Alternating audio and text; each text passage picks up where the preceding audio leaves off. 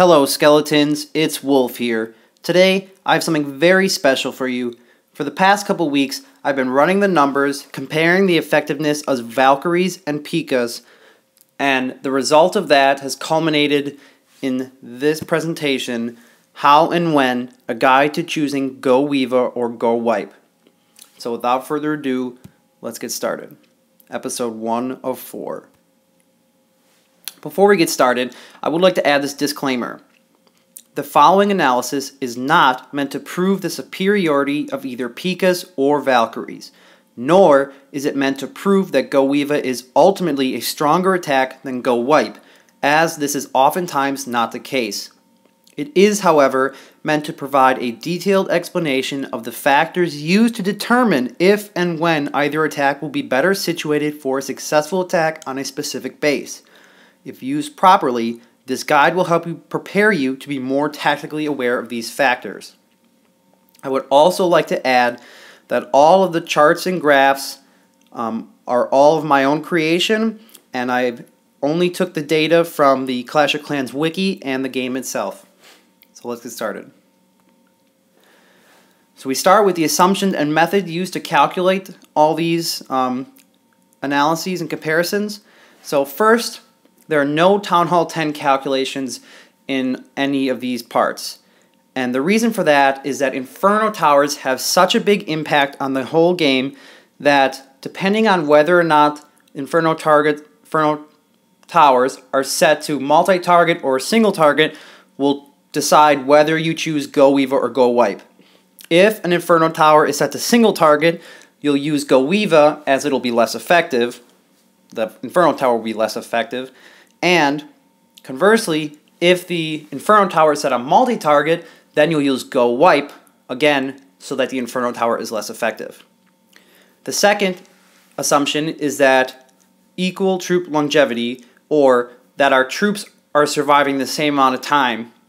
And we'll go into how quickly or not they do die or live in a later episode, but for now we're just going to assume that the troops are living the same amount of time.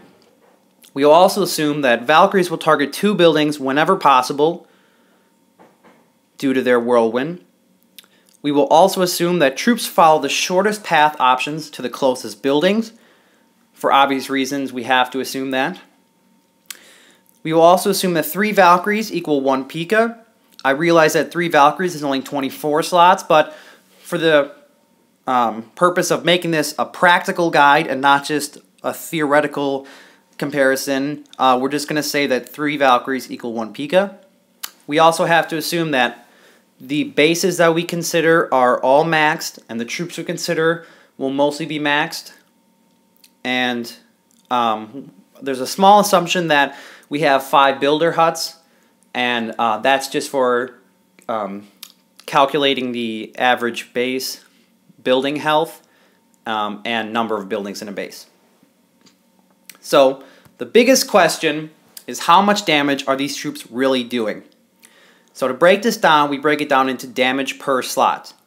So the first question is there really a difference in damage per slot, and is the difference meaningful? Also, does a certain type of base layout make a difference on how much damage these units are doing? And if so, at what point does either unit become more or less efficient? So, let's start with some obvious givens. Pekkas do the most damage. They're the heaviest hitters in the whole game. However, if we consider them on a per slot basis, Valkyries actually end up doing more damage, especially when they are targeting more buildings with their whirlwind ability.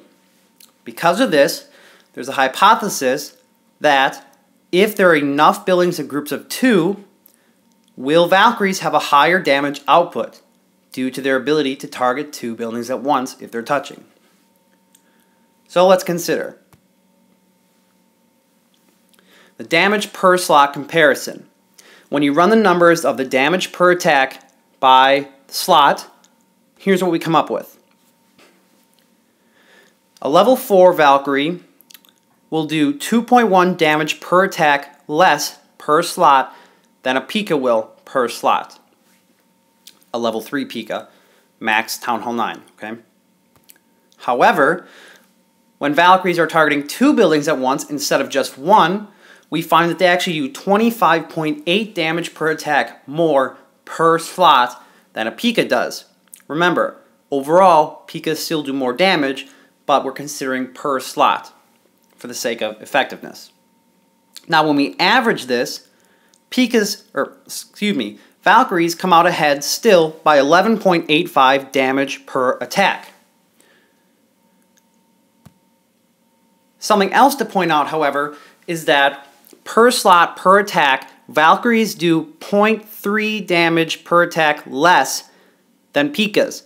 This means that a GoWiVa you can do with level 1 Valkyries, where you pretty much need to have level 3 Pekkas to do GoWiPe really efficiently at a max Town Hall 8, Town Hall 9 setting.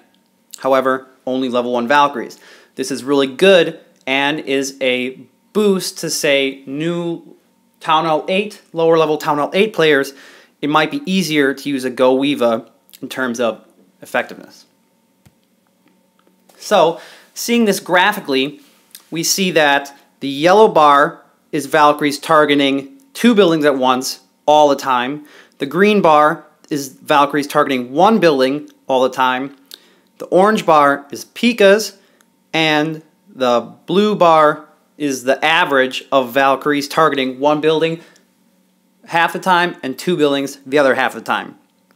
So what we can see now is that if 50% of the buildings are touching in pairs of 2, the Valkyries actually end up being 19% more effective in terms of damage output per attack per slot than Pekkas. However, if Valkyries are never targeting 2 buildings at once, they actually are doing 20% less damage than Pekkas.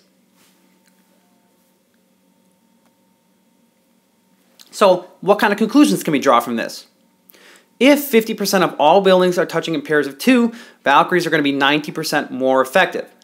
So, this data suggests that if you're trying to consider which attack to use, either GoWiPe or GoWiVa, and you're on the fence about it, one thing you can do to really make a decision is if there's a certain area of the base where a GoWiVa would be least efficient, say none of the buildings are touching, but it's in a close, it's in one segment of the base, you could start by taking out that area with wizards before deploying Valkyries, as this will improve the effectiveness of the GoWiVa. However, that's sort of a moot point for GoWiPe, as that's how you deploy your attack anyway. So what we can conclude about the 19% more effective is that if 31% of the buildings are adjacent in pairs, Pekkas and Valkyries are going to do the same damage output. If we go more than 31% of the buildings touching, Valkyries become more efficient, and if we go less than 31%, Pekkas become more efficient. So 31% becomes our critical number. So at Town Hall 8, there are 63 buildings times 31%, 19.53, or 20 buildings in pairs of 2. At Town Hall 9, 73 times 31% is 22.63, or 24 buildings in pairs of 2. Remember, we have to round up to the next pair of 2. So final conclusions for part 1. Level 1 Valkyries are similar in theoretical per slot way than level 3 Pekkas. This is really beneficial for lower level players at the Town Hall 8 level or even Town Hall 9 level, and you're considering whether to do GoWiVa or GoWiPe. If you don't have the high enough level troops to do an efficient GoWiPe, then GoWiVa might be your answer. We also find that the critical point for which type of attack to do is if 1/3 of the buildings are touching in pairs. I want to reiterate that there are definitely certain times where GoWiPe is better, and there are definitely certain times when GoWiVa is better. This is not, remember, this is not to prove which attack is better, it's to say which one is better for a certain base. It's all about the specifics. My last point is that wizards are still the most important unit in any GoWi attack. There's a reason that it's called GoWi and then the Pekkas and the Valkyries. Wizards are more important, and then you have a specialty unit as support. So remember that. So until part 2, stay spooky everybody, and I hope you enjoyed part 1.